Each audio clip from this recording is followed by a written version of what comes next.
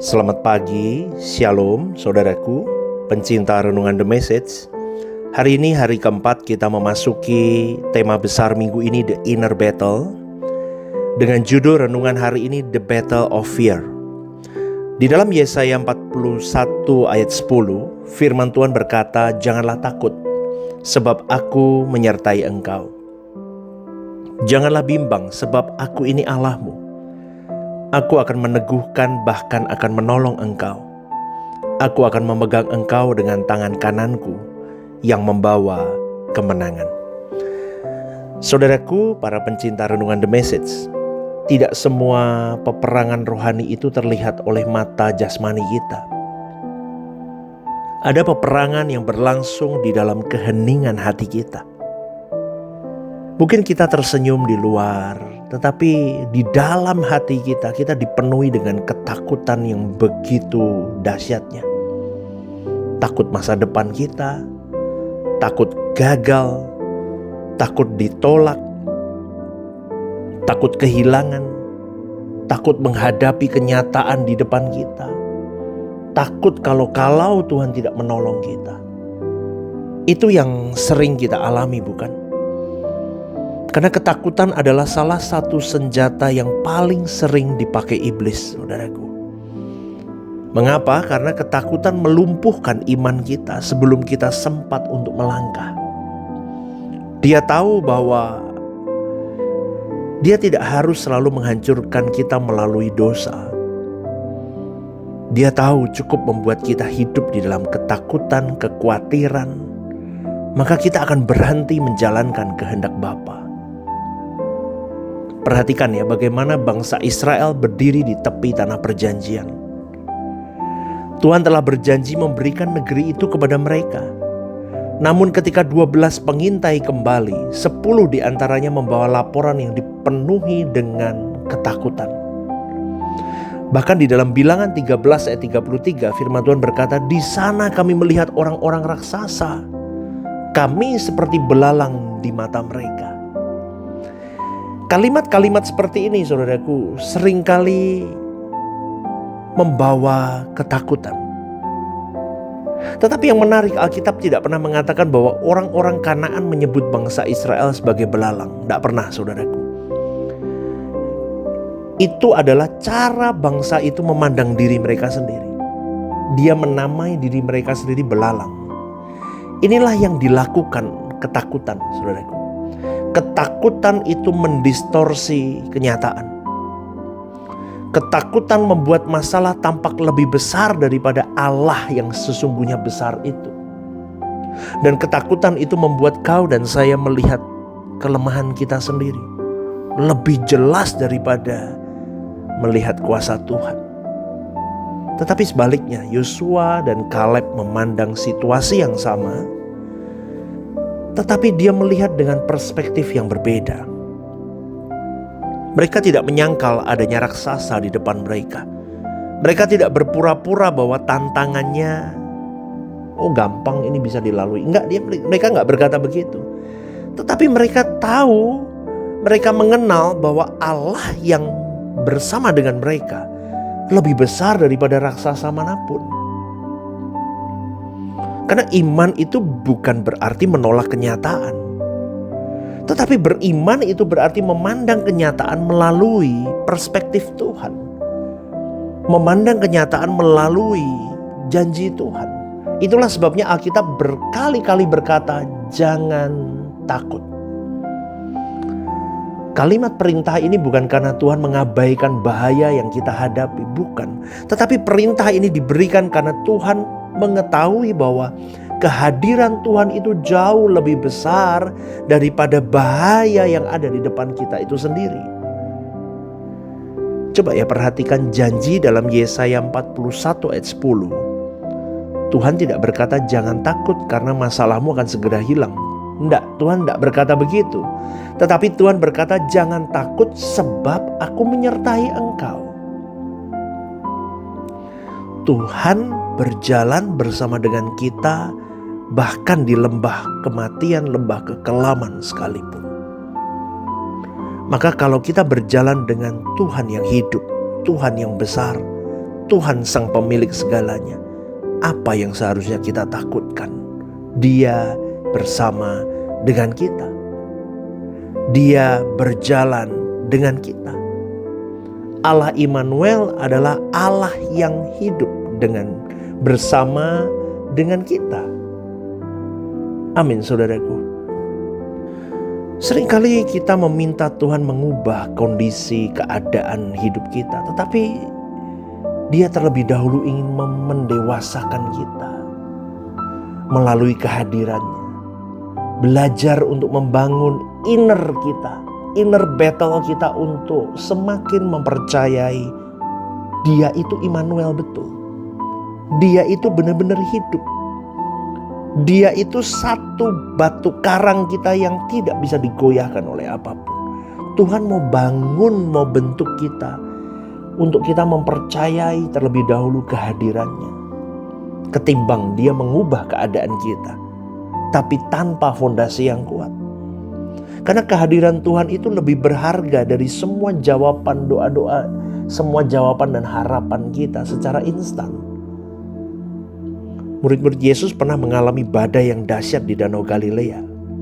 Saudara-saudari pasti pernah mengingat cerita itu, ya kan? Itu sangat terkenal cerita itu. Ombak masuk ke dalam perahu mereka, sementara Yesus sedang tidur. Ya kan, kalau di sekolah minggu kan cerita ini sangat famous kan. Akhirnya murid-murid Yesus itu panik dan berseru, "Tuhan, kita binasa. Tuhan, kita akan tenggelam, kita akan mati." Kan ngomong begitu kan. Tetapi menariknya Yesus tidak langsung menegur badai itu. Dia terlebih dahulu menegur murid-muridnya. Di dalam Markus 4 ayat 40 dikatakan, "Mengapa kamu begitu takut?" kata Tuhan Yesus. "Mengapa kamu tidak percaya?" Dari kalimat yang Yesus hardik kepada murid-muridnya, Dia tidak menghardik badai itu dulu. Ini kita bisa belajar, Yesus ingin mengajarkan bahwa masalah yang kamu hadapi yang paling besar itu bukan badainya, tapi kamu tidak mempercayai Aku berjalan bersama denganmu. Masalah terbesar kedua yang selanjutnya adalah ketakutan yang membuat mereka lupa bahwa Sang Pencipta, Sang Pemilik hidup itu selalu berjalan dengan Dia. Bukankah kita sering melakukan hal yang sama, saudaraku? Kita lebih banyak menghitung kemungkinan drop, gagal, bangkrut, remuk daripada mengingat kesetiaan Tuhan yang sempurna dalam diri kita. Kita lebih percaya berita buruk yang akhirnya mengganggu damai sukacita kita daripada kita mengingat janji firman Tuhan. Kita lebih percaya hal-hal berita-berita yang menegangkan, membuat kita remuk daripada kita mempercayai firman Tuhan. Firman Tuhan yang berkata, "Aku akan bersama denganmu. Aku berjalan bersama denganmu. Jangan takut sebab Aku menyertai engkau." Hari ini apapun yang kau hadapi, apapun yang saya hadapi, saya belajar untuk jangan takut. Sebab Allah Immanuel itu berjalan bersama dengan aku. Katakan amin, saudaraku. Ya, jadi kita lebih fokus pada Tuhan ketimbang kepada ombak yang ada di depan kita. Karena ketakutan selalu mengarahkan mata kita kepada trouble yang ada di depan kita. Tetapi ketika kita inner battle kita membangun fondasi iman, percaya, pengharapan yang penuh damai, sukacita yang di dalam dan melalui Kristus, maka kita akan mengalami keteduhan yang kuat. Ini bukan berarti orang yang beriman tidak pernah merasa takut. Daud pernah takut, Elia pernah takut, Musa pun takut. Bahkan Yesus pun bergumul di taman Getsemani. Tapi mereka tidak membiarkan ketakutan menguasai hati mereka. Keberanian bukanlah tidak adanya rasa takut. Keberanian adalah memilih tetap taat kepada Tuhan meskipun rasa takut itu masih ada. Tapi izinkan rasa takut itu menjadi peperangan di dalam diri kita.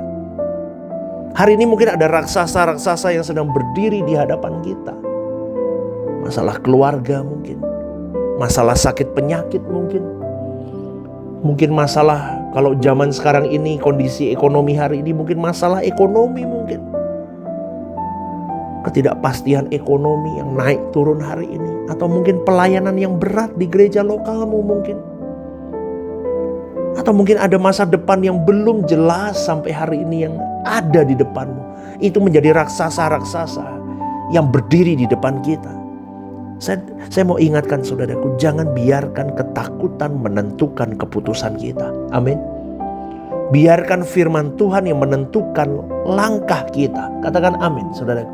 Karena ketika Tuhan berkata, jangan takut, don't be afraid, jangan takut, Dia tidak hanya memberikan perintah kepada kita, Dia memberikan dirinya, pribadinya, sebagai jaminan bahwa kita tidak pernah berjalan sendirian, melalui semua yang harus kita lalui, melalui semua yang harus mendewasakan kita, melalui semua yang membuat kita semakin cinta Tuhan, yang semakin mendekatkan kita kepada hati Bapa kita.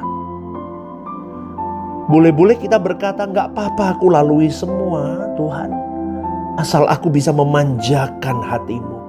Dengan aku semakin matang, aku semakin mengerti kehendak-Mu, aku semakin hidup di dalam koridor ilahi, sehingga hidupku tidak lagi memburu dunia. Melalui masalah-masalah di depanku ini, aku semakin memburu hati-Mu, aku semakin memburu perkenanan-Mu, aku semakin memburu kehendak-Mu. Amin, saudaraku. Maka sekali lagi, ketakutan akan selalu membuat masalah tampak lebih besar daripada Allah. Tetapi iman melihat bahwa tidak ada masalah yang lebih besar daripada Allah yang menyertai kita. Karena kemenangan bukan dimulai ketika semua ketakutan kita hilang, tetapi kemenangan itu terjadi ketika kita memilih I believe in God, Allah Immanuel, lebih daripada apapun yang sedang aku rasakan hari ini. Karena aku mau belajar trust Him, belajar berjalan dengan Dia. Kenapa?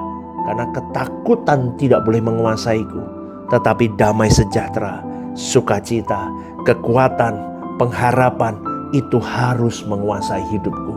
Karena aku lebih dari pemenang ketika aku berjalan bersama dengan Kristus Yesus, Tuhanku. Amin ya saudaraku ya. Semoga renungan ini menjadi kekuatan, menjadi berkat untuk kita semua. Ya, one vision, one heart for harvesting. Tuhan Yesus memberkati. Shalom saudaraku yang terkasih di dalam Tuhan. Ada program baru yang bernama Are You Okay? Ini adalah program yang memang diadakan bagi saudara-saudari yang rindu atau ingin didoakan. Mungkin saudara-saudari sedang mengalami pergumulan-pergumulan hidup yang sulit, yang berat, menghadapi masalah-masalah yang tidak mudah. Saudara-saudari bisa klik di formulir online yang tertera atau scan barcode di situ. Anda bisa tuliskan di sana apa yang menjadi pergumulan masalah Anda yang ingin didoakan. Tujuannya satu, Anda tidak merasa sendiri. Saya sendiri akan mendoakan beserta tim yang akan menangani ini. Saya akan mendoakan di dalam mesbah-mesbah doa kami. Tujuannya satu, supaya saudara-saudari merasa ada yang support, tidak sendirian berjalan menghadapi beratnya kehidupan. Ini kerinduan saya, kita berbagi kasih secara nyata. Dan kiranya program baru ini bisa menjadi berkat untuk kita semua. Tuhan Yesus memberkati.